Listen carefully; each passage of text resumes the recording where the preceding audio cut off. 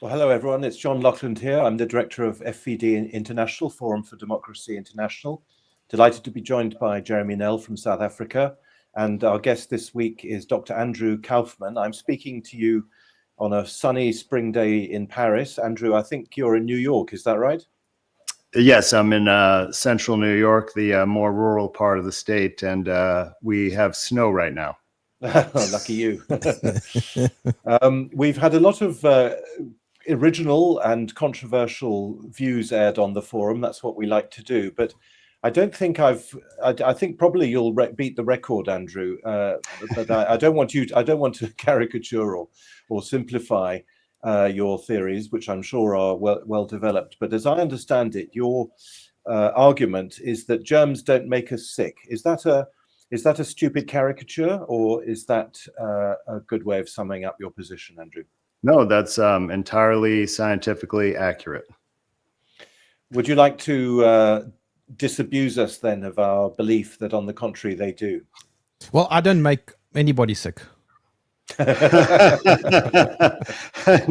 Maybe not physically, Jeremy. How did we come to this view? What's the history of this view of germs being the cause of illness, and how do we understand this extraordinary mass psychosis? Perhaps that's what I should call it. How do we grapple with this, Andrew? Help us. Yes, sure. Well, I think a mass deception might be more accurate. But, when I went to medical school, of course, we had classes on microbiology and infectious disease. And we were, given textbooks that listed all these exotic microorganisms, bacteria, fungi, parasites, all kinds of things. And they just cataloged different diseases and stated, claims that, okay, this disease is caused by this microorganism. The transmission occurs this way. Here's the right antibiotic to use. But what they didn't present to us in medical school at all were the experiments that showed how they discovered that these microbes were the cause of these diseases and such. They did sometimes show us some of the clinical studies on antibiotics, but those weren't as impressive as you might think. And so I took this for granted throughout my early medical career, and it wasn't really until the end of 2019 that I started hearing bits and pieces of scientists and as well as other researchers kind of question germ theory, and that's the theory that these microscopic organisms make us sick. And I even heard people like a Nobel Prize winner, Carrie Mullis, question the HIV virus, for example. Yeah. And I found out that there were a lot of other doctors and scientists, including like professors at Berkeley and other people like that, who looked at the science and didn't really find what we all expect to find. So I decided to look at it myself, and I just went to the scientific papers at first that claimed to isolate and discover SARS-CoV-2, the alleged virus they say caused COVID. And what I found was that they didn't actually do an experiment that could even discover a virus. They did essentially something that was non-scientific, like it was missing the two main aspects of what makes a scientific study, which is an independent variable that you can test and a control that shows you that the result is not just because of the experimental procedure itself. And so this, of course, led me to do much, much deeper research. Like I looked back to the first paper that ever reported on any coronavirus, for example, which was in a veterinary journal in the 1960s. And I found that they did the same exact experiments just over and over again.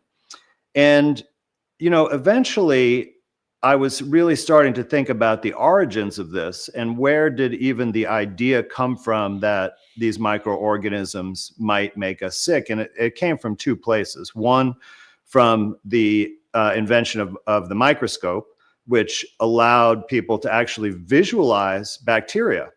Yeah. and fungi for the first time. And they looked at sites of disease in people's bodies under the microscope, and they could see these organisms. So they were present at the site of disease, and that led to the hypothesis, oh, could they cause these diseases? And then there was the observation that people tend to get ill in the same geographic location, sometimes even within the same four walls, and at the same time. So if you put these two things together, a reasonable hypothesis would be that these little creatures are passing from person to person, causing disease. But when they tried to test that scientifically, and they did many, many studies, hundreds of studies, it turns out they couldn't actually make people sick through contagion by natural routes. So for example, with respect to colds and flu, there are over 100 studies all published in a book written by the brilliant Daniel Roydus called Can You Catch a Cold? And these were actual scientific studies that were well done because they had an independent variable, they had controls, and they basically took the excretions from people who were coughing and sneezing, that we're told contains all these cold viruses and flu viruses, and they gave them to healthy subjects, and none of them got sick. That's absolutely interestingly amazing. So you're saying then that I mean, this isn't some belief that emerged, as far as I know, with the microscope, with the invention of the microscope. We've believed surely for centuries, haven't we, if not for thousands of years, that we catch diseases from other people. Well, there were different theories, and it depends on which culture that you're looking at. Like, they didn't have any theory of contagion, for example, in traditional Chinese medicine. But there were theories, one called miasma, and that was actually that there was something in the air, not necessarily that it was a living organism, because, before the microscope, they didn't really know that these microscopic creatures existed, because how would one know? So it was more like the air. And some of the, things like scurvy, for example, right, that we all know about during the imperial era when the colonial ships had long voyages and the sailors got sick, right? Now, at that time that was happening, they actually thought that it was something like miasma or something like contagion that made them sick. And there are other vitamin deficiencies, by the way, where there have been hypotheses that they were somehow, some kind of contagious disease. But of course, those have been proven to be not the case. And it's the same thing with these so-called current infectious diseases, when they have done experiments to try to show that they're, the transmission, they just haven't been able to do it. And this is also true with sexually transmitted diseases, with skin infections like chickenpox and many other things. Well, hang on. Chickenpox is chickenpox supposed to be contagious? Yeah, well, it's allegedly caused by a virus. And, in the United States, at least, there's these anecdotes from the past where they would have, chickenpox parties to try to get your kid to get chickenpox at a young age, because it can be more difficult if it occurs at a later age. So are there contagious diseases? I mean, do we catch any diseases from other people? Or is the whole notion of contagion wrong? Well, in terms of the infectious diseases that we think of as contagious, the evidence simply shows that that's not how it occurs. With respect to other things, there are things akin to contagion that occur. Like, for example, when women become close in relationships, their menstrual cycles tend to synchronize, right? Now, that could be considered similar to contagion. We don't know the mechanism that occurs. I mean, nobody thinks it's from a germ, but it does, kind of follow that pattern. And also things like laughter, yawning, and even vomiting, by the way, have been shown like to be contagious, like the vomiting with children. If one kid throws up in a class, even though the other kids aren't sick, they start to throw up. It's kind of a nightmare for like a kindergarten teacher. And then, with the yawning, we've all seen that in lecture halls. When one person yawns, you start seeing waves of people yawning. And we don't know the mechanisms, that those things occur either. And that's known as social contagion. So there are, things that we observe like this. And there are also things that we observe similar to human and animal illnesses that we might think of as contagion, right? Like, for example, food poisoning. If a bunch of people eat the same food that's contaminated, they're all going to get sick at the same time. And then if we look in the plant kingdom at the trees, we see that the leaves, right, from deciduous trees all turn color and then fall off at the same time.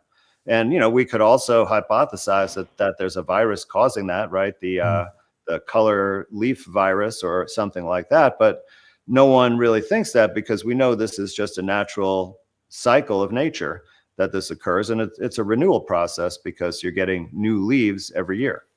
The same thing happens, Andrew, with animals. Their fur changes also, and that's not because of a virus. That's right. Yeah. Anyone who's, lives in a place with winters and had a certain breed of dog, you'd know they have a winter coat, and then it starts to shed like crazy in the spring and makes a mess all over your house. And so, snakes. Andrew, so there are, yes, phenomena like yawning and so on, which are, you can say that in a metaphorical sense that they're contagious, because yes, one person yawns, someone else yawns. But does that mean there are no, in your opinion, no, how can I put it, physically transmitted diseases?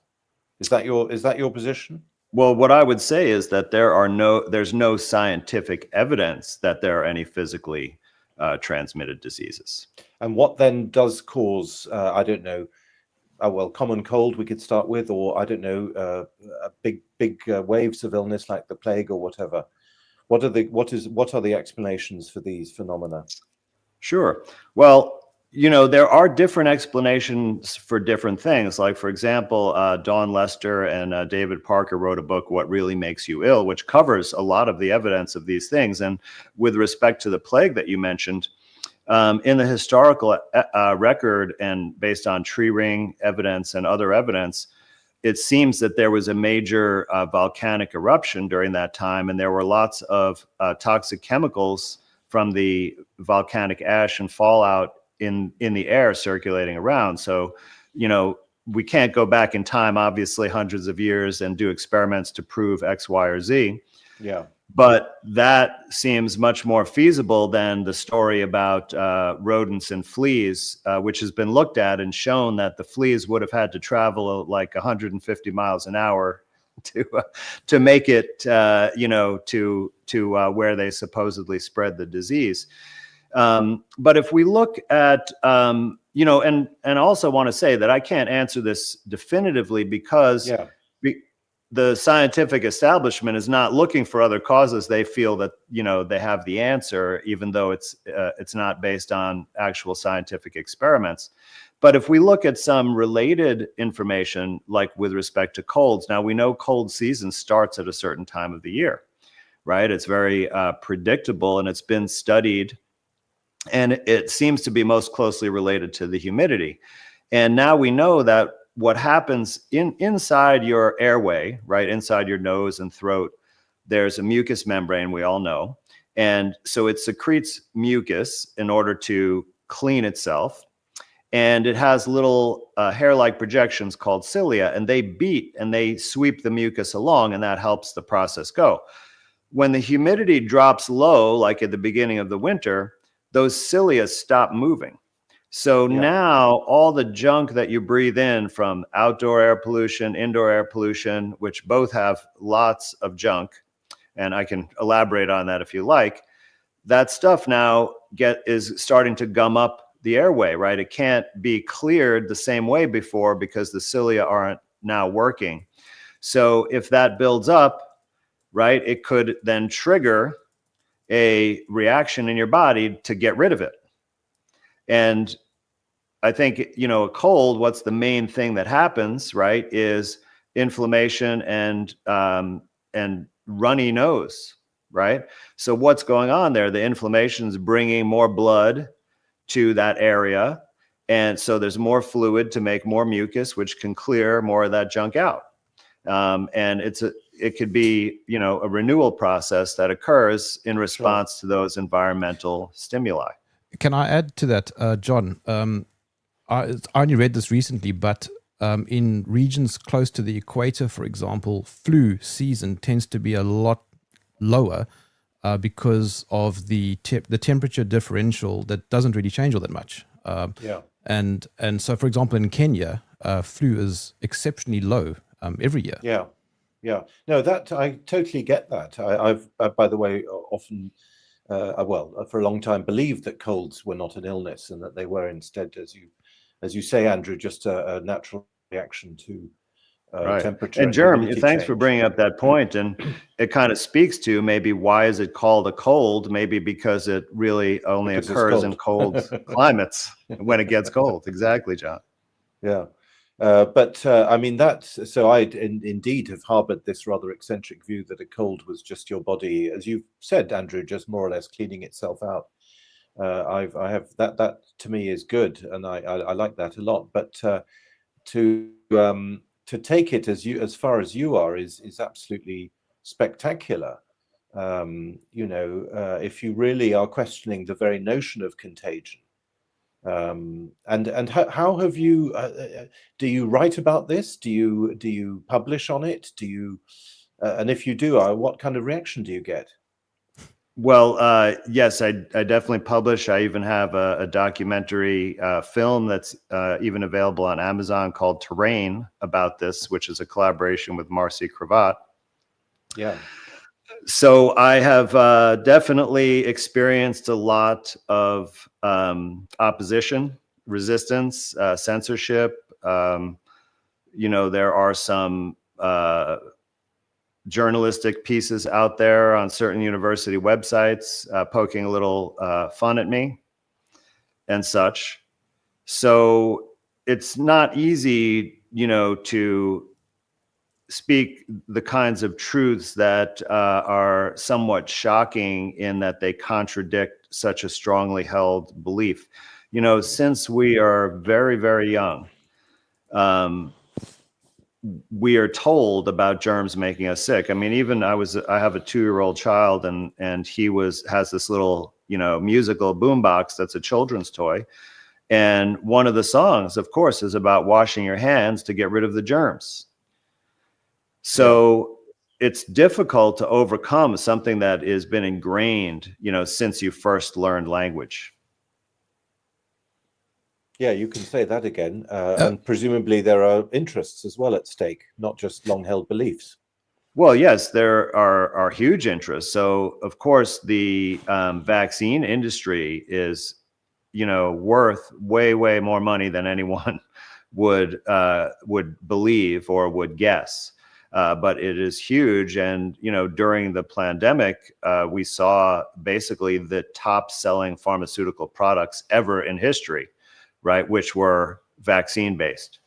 So we have, of course, antibiotics, which are very lucrative, antivirals. We have lots of tests, screening tests and such that are lucrative and have a very low bar to be sold. So this is, more than a cottage industry for sure. Andy, the history of this debate, though, it's not new. Some people, have heard it for the first time during the COVID era, and they go, "Oh, it's a fad." But I mean, this goes back to the 1800s, doesn't it?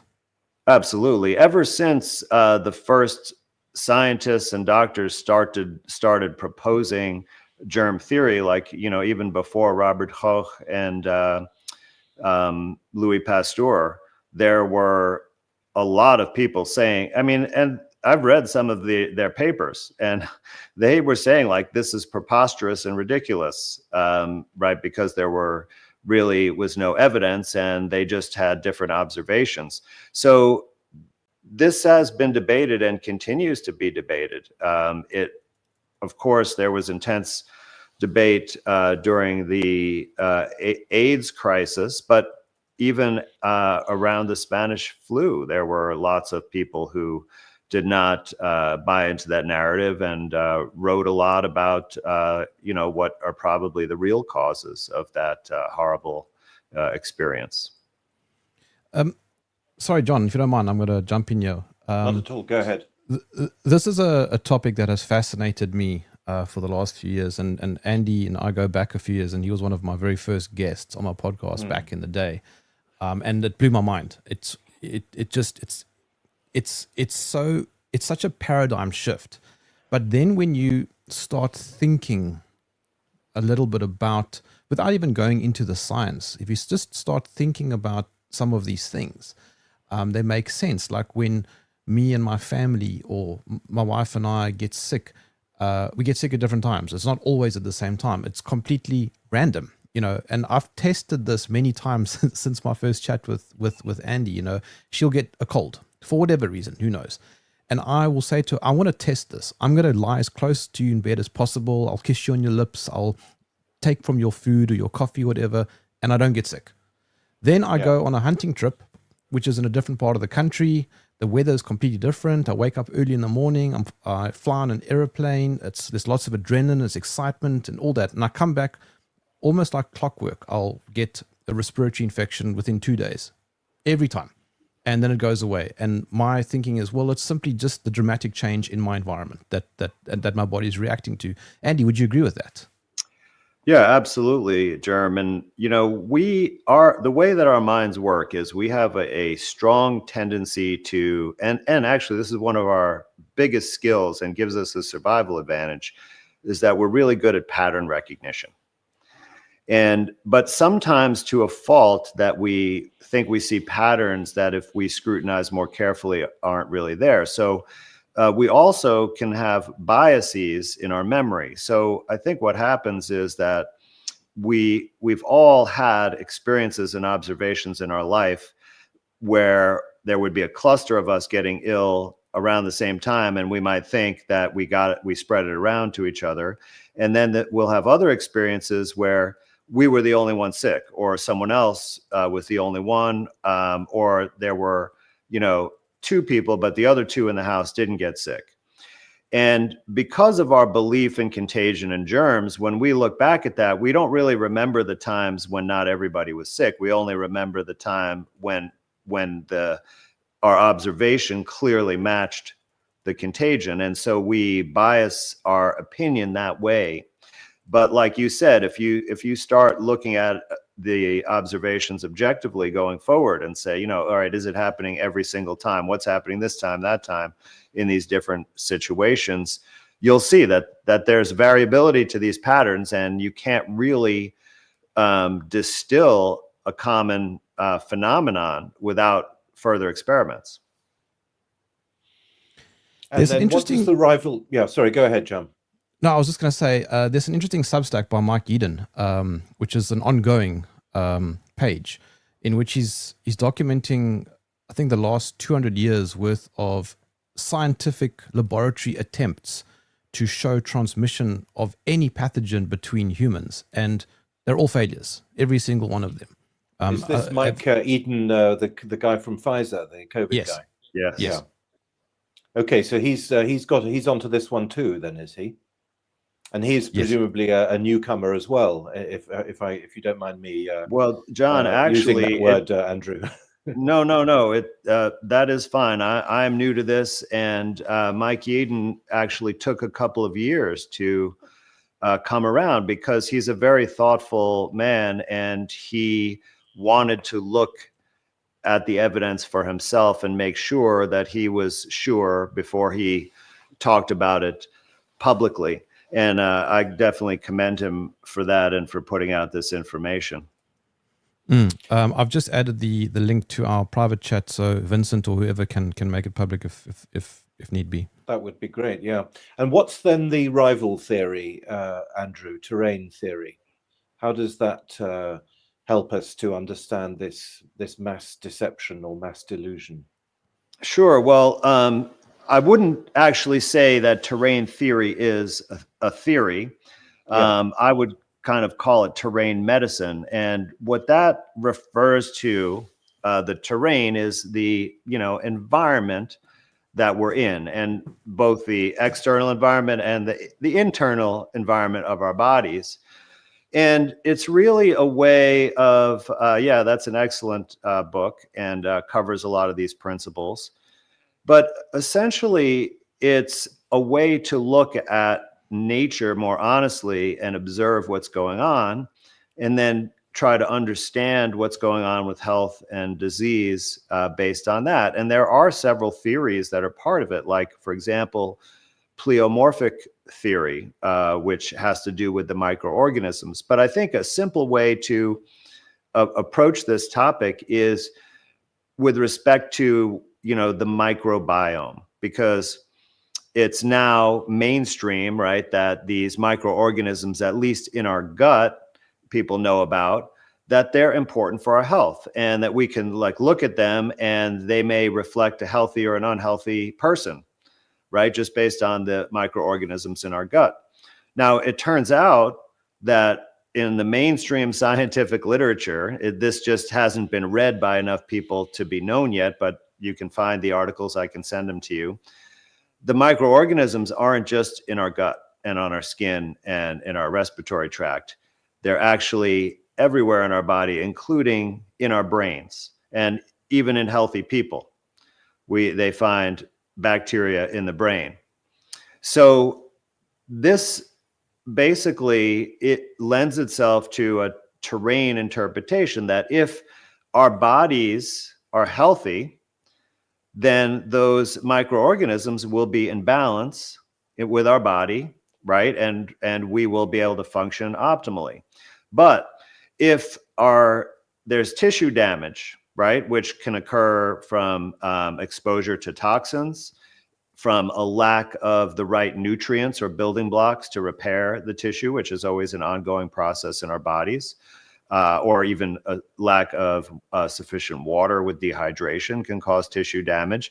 So if there's tissue damage, the microorganisms will change to try and restore the balance.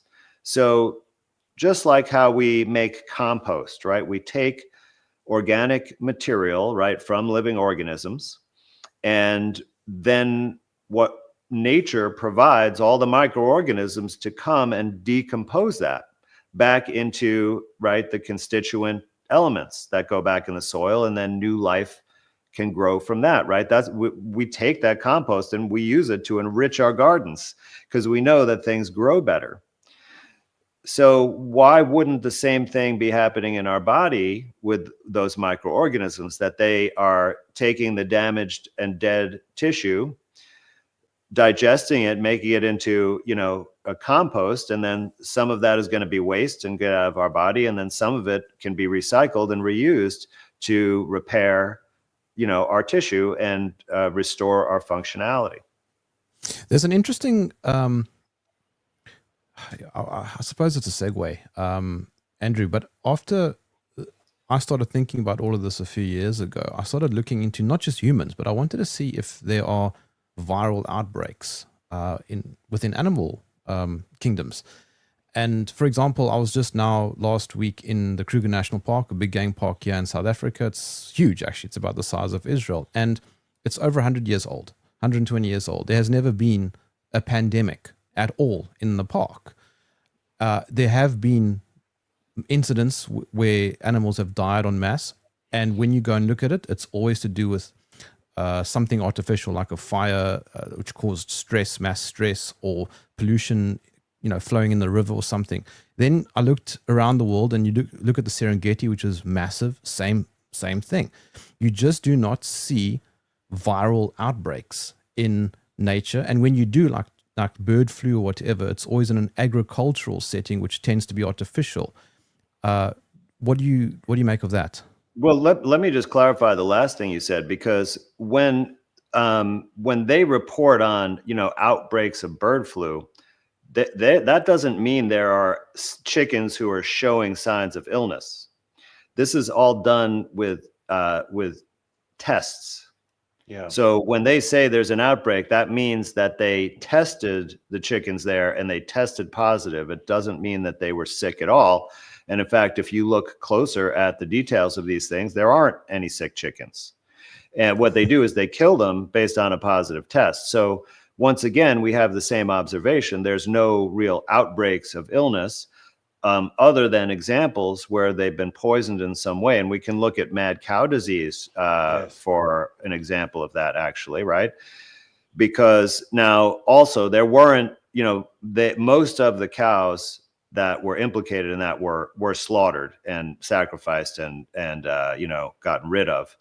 There were some that that showed the signs of the mad cow disease, but it wasn't all of them or anywhere close to that. But so they blamed, this prion, which is, another kind of weird, allegedly infectious particle. But once again, going back to Dawn and David in their book, What Really Makes You Ill, they did an excellent investigation and found out that there was actually a neurotoxic pesticide that they were spraying on the cows because of some kind of fly that was bothering them to get rid of it. And that was most likely the real cause of the quote unquote mad cow disease.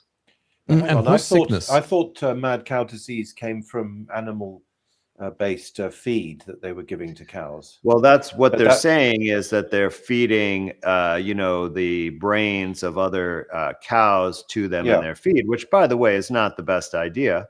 But that brain basically contained a contagious agent and made the cows who ate it sick. That was the prion, which is like a particle even smaller than viruses, and not even said to be alive, but said to be contagious. But to me, perhaps I'm missing something. But the mad cow narrative, the widely received narrative, to me does not seem to concern contagion, because the cows weren't catching it from each other; they were catching it from this feed. The feed contained other cows and their brains. Yeah. So they're eating each other. So that, yes, but to me, that's a case of poisoning them, not of infecting them. Well, but they were saying but the narrative was not that the brains were poisoned with this pesticide, but that the brains contained this infectious prion. Right. That they basically were passing to each other by eating, through cannibalism, essentially. Bovine cannibalism. You mentioned pesticide, but that also reminded me of polio. Of what? Polio, also pesticide. Yes, absolutely. And there's an excellent book on that called The Moth and the Iron Lung by Forrest Moretti, which talks about lead arsenate. And, I forget the name of the moth, but there was like a moth species brought over from Europe, and it became invasive and was attacking the fruit trees, I believe. And it was the first time ever that a pesticide was used, and it was lead arsenate. And they didn't really know how to use it safely, or that they needed to take any precautions. And so they started just spraying this, ubiquitously on all the fruit trees in a wide area, spread to across the entire United States, essentially. And you saw there was the seasonal correlation, because the polio cases always happened in the summer, which was right after they were spraying all these summer crops. And later on, they kind of switched from lead arsenate to DDT, and there was actually a change in the clinical expression of polio that is documented in lots of cases. And probably, Roosevelt, his paralysis may have been caused by this. There's some pretty interesting evidence presented in that book. So once, they stopped using those chemicals is when polio went away. It wasn't, it was several years before there was widespread adoption of any polio vaccines. Because if you remember, the first vaccine, the Salk vaccine, actually made kids really, really sick, and they took it off the market pretty quickly. So if you look at, when the polio vaccine was invented, it kind of looks like that may be when the cases went down, but nobody was actually taking it then because they had to wait for the Sabin vaccine, which took a few years. And then even once that was on the market, it still took several years for enough kids to get it. And by then there was really no more polio. They also did some relabeling of the diagnoses so that any cases of polio that did come up, they were called something else. But Andrew, this question always comes up. Okay, so you have chickenpox parties or whatever, kids go to school at a certain age and a whole bunch of them, almost like clockwork, will get chickenpox. What's going on there? Well, once again, I don't know conclusively, but, all the kids also start developing hair in their armpits around the same time. So what's going on there? Could this be simply a developmental experience? Could it be related to some kind of exposure? I mean, if you think about what's happening with chickenpox there, right, is that you're getting blisters, or they're called vesicles in medical term, and which is a separation between the layers of skin and a collection of fluid there, and that fluid weeps out, it ruptures eventually, right, and it goes out of the body. So the body, or the skin, essentially is getting rid of something through that process.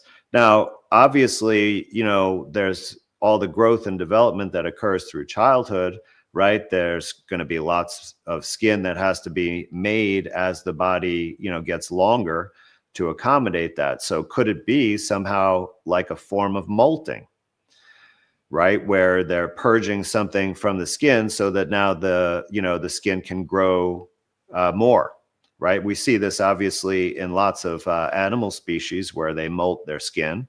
Snakes. So that's, one hypothesis, but chickenpox is not like really a deadly experience or anything like that. I mean, I went through it myself, and I even had pox in my throat because I had it when I was a teenager, and it was a nuisance. But I knew that I would be fine, in a week or two. So I haven't spent tons of time, researching it for that reason, but it is commonly brought up because of those parties. But I would say, once again, those chickenpox parties, did that guarantee that every kid that was there got chickenpox? Like, do we have any actual data on that, to show if that happened or not? But Andy, there are more technically minded folk out there who will argue that, well, we do know that viruses are contagious and cause illness because of things like sequencing and all types of other testing and modeling. How does that make sense? Is that real, or is it just in the world of computing? Right. Well, this is a really important point because, when you look at an issue like this, you have to look at the foundational evidence first. And there's been no experiment or study or publication where they've actually conclusively found a particle in nature and demonstrated that it can do what they say viruses do, right? Like get into a host cell, replicate, make copies of itself. That's never been shown in any experiment. It's been assumed to be true based on other data. But what happens is once you have this widespread agreement that viruses are real and cause disease, then they can, based on those assumptions, even if they're not true, they can devise all sorts of experiments and then misinterpret those. And this can create an elaborate body of knowledge that is all false because it's all based on a false premise. And that's what you see with the genetics research related to viruses. So they have genetic sequences that they can find in biological samples.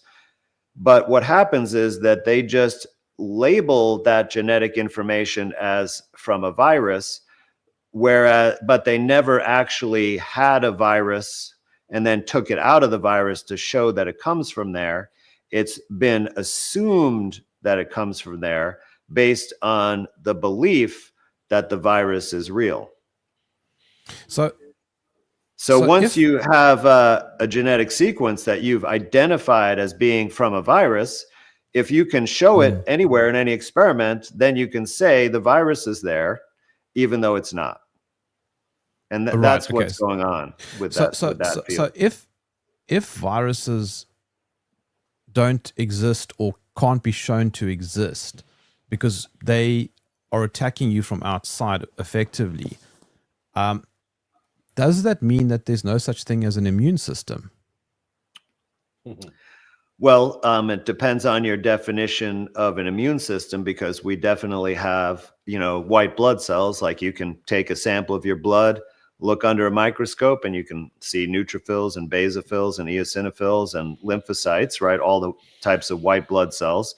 We know we have lymph nodes and lymph vessels where the white blood cells often travel.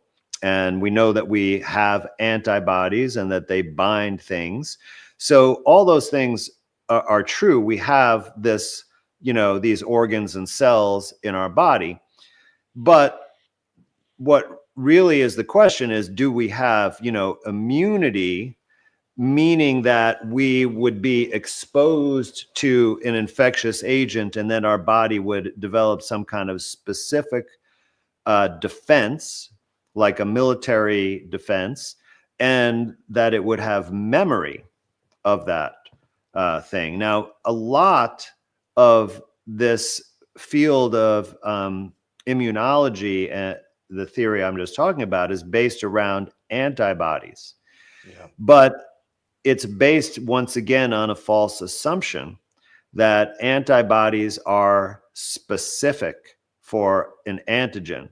So, like, for example, most people would say, and this is actually how you can, prove allegedly that someone has one of these infectious diseases, or prove that they've been, immunized against the disease, is that they have the specific antibody that's only for that thing, right? I mean, if we look at hepatitis B, for example, there's like 4 or 5 different antibodies that they say are specific for that. There's the surface antibody, now I forget what they're all called, but there's a whole plethora of them, a whole set of them. And they're assumed to be specific for hepatitis B. However, when we look at the scientific studies about antibodies, lo and behold, we find lots of evidence that they're not specific at all, that they bind a lot of things. And it would make sense to make something in your body that just binds a lot of things, because anything that contaminates your body now, these antibodies can bind to and then get rid of. It's just like how we would clean up a toxic spill. You would have a medium that sucks up things, that absorbs things and binds them, right? Something like, for example, zeolite, which is used in that, or, just plain sand sometimes, like in an oil spill, whatever, it will soak it up. So our bodies have these antibodies that non-specifically bind lots of foreign chemicals, which is very, very useful, because they can then, clean out any contamination. But that's very different from what we're told about this, specific immune function. Is that what viral load is? Well, a viral load is a little bit different. That's based on a PCR test. So that's amplifying genetic sequences, which, once again, we don't know the origin of those genetic sequences. They're said to be representing a virus, but there's no study where they have a virus and take the genetic material out and show those sequences. It's all done, like you said, from computer simulations and assumptions that certain sequences are from certain viruses. So the viral load test is not measuring what you think it's measuring. It's simply measuring the concentration of a arbitrary genetic sequence that has unknown significance. So what is the real world application of this conversation, Andy? Well, certainly one of the biggest applications is, should you engage with the mainstream healthcare system around these issues? Yeah. Should you get tested for infectious diseases? Should you take immunizations? Should you take antibiotics? And once you realize that none of them have any scientific basis where they could possibly improve your health, then the obvious decision is to forego those types of interventions. Also, the fear of other people, like, we are highly social creatures. Now, some of us may be more introverted and, be less bubbly, but we all need other people in our lives, right? We can't, all the times we've seen that people have been isolated for long periods of time, they end up going crazy.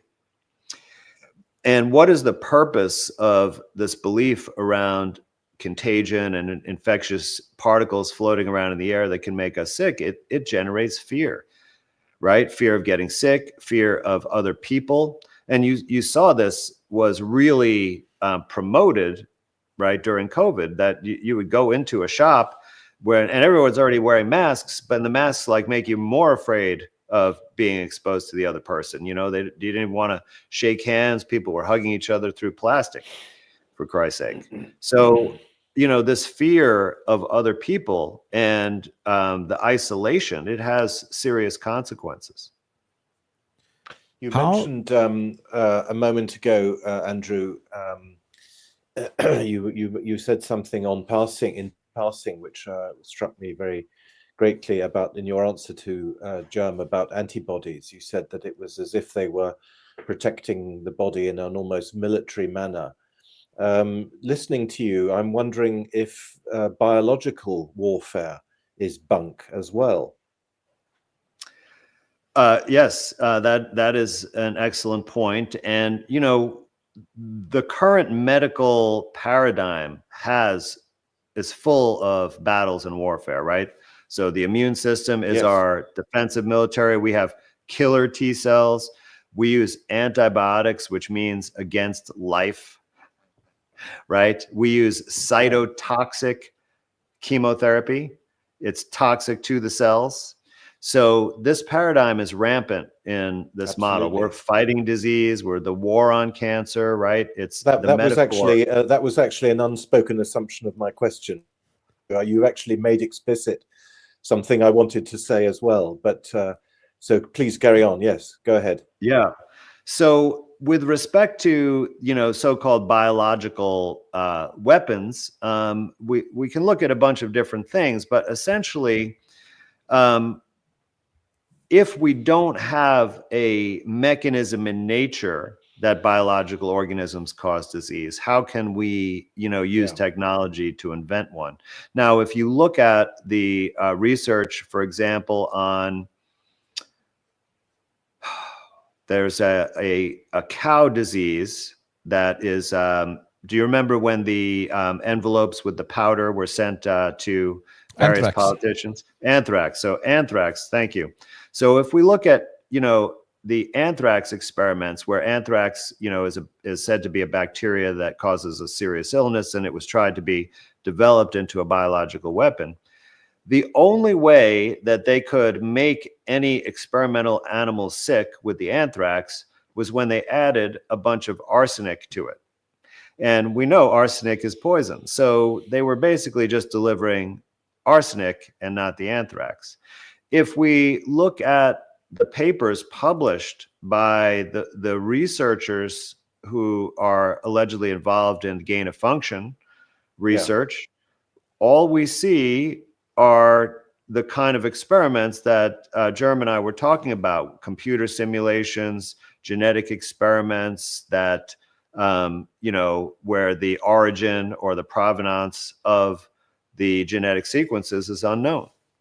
So also we have, the fact that if this was the case, why haven't we seen evidence of major casualties? Like when chemical weapons were developed, they were used in warfare, right? And we saw the horrible, horrible consequences of those, right, during World War I especially, but in other venues as well. Why haven't we seen any actual evidence, of biological weapons Yes. being used? But so, Andy, what then makes us sick?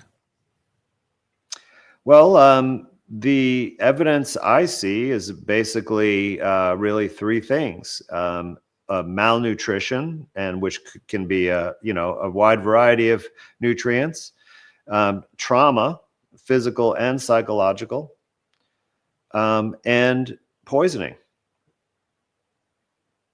And not one of those is contagious, as it so happens. Well, there may.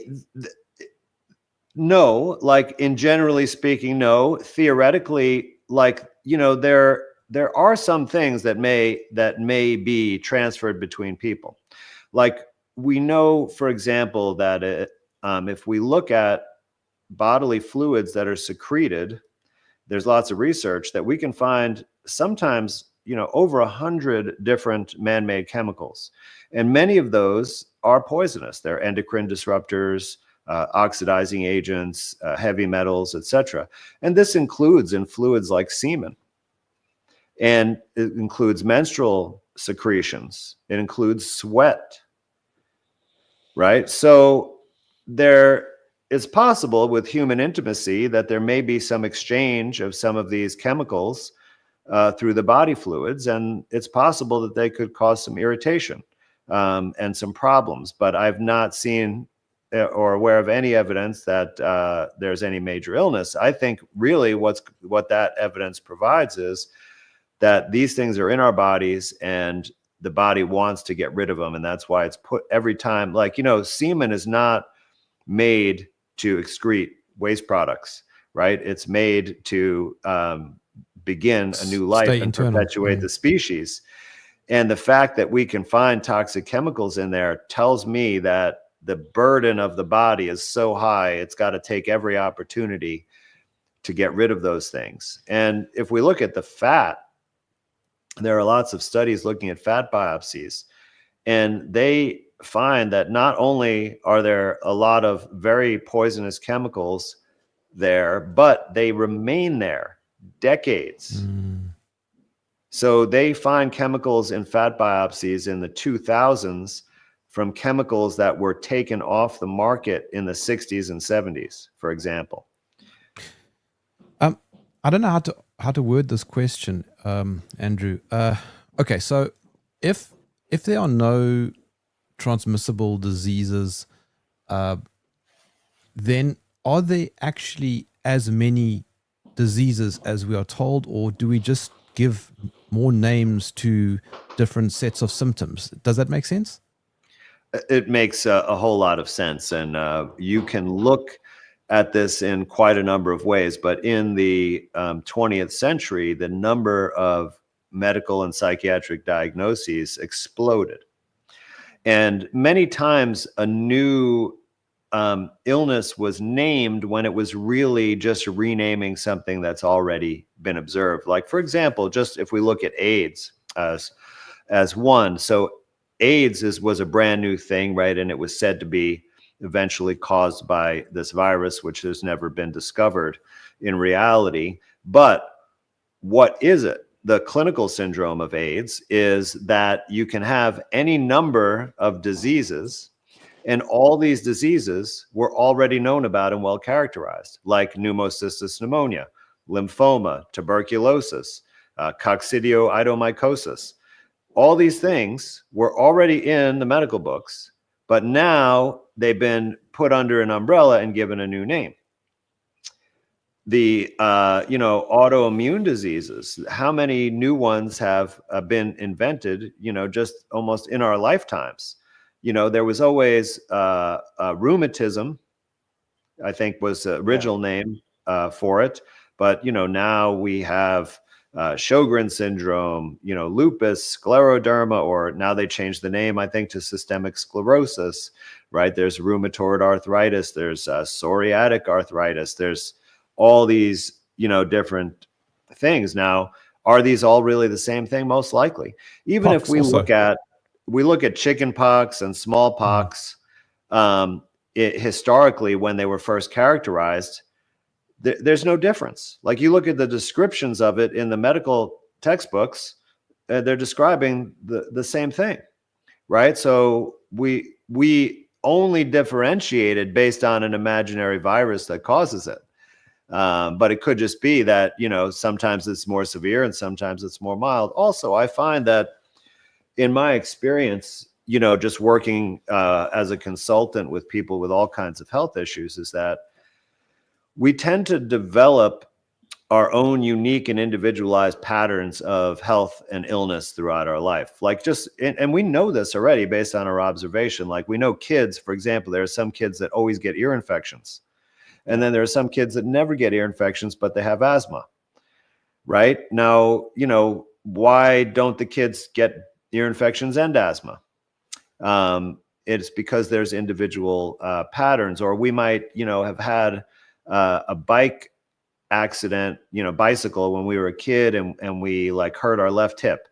And now we're 50, 60 years old, and every so often we get that left hip acts up again. Maybe it's when we have a cold, maybe it's when we're fighting with our wife or whatever, right? But it's like something happened to that hip, and then that body carries the pattern forward. And I think a lot of the specific diagnoses are really just examples of individual differences.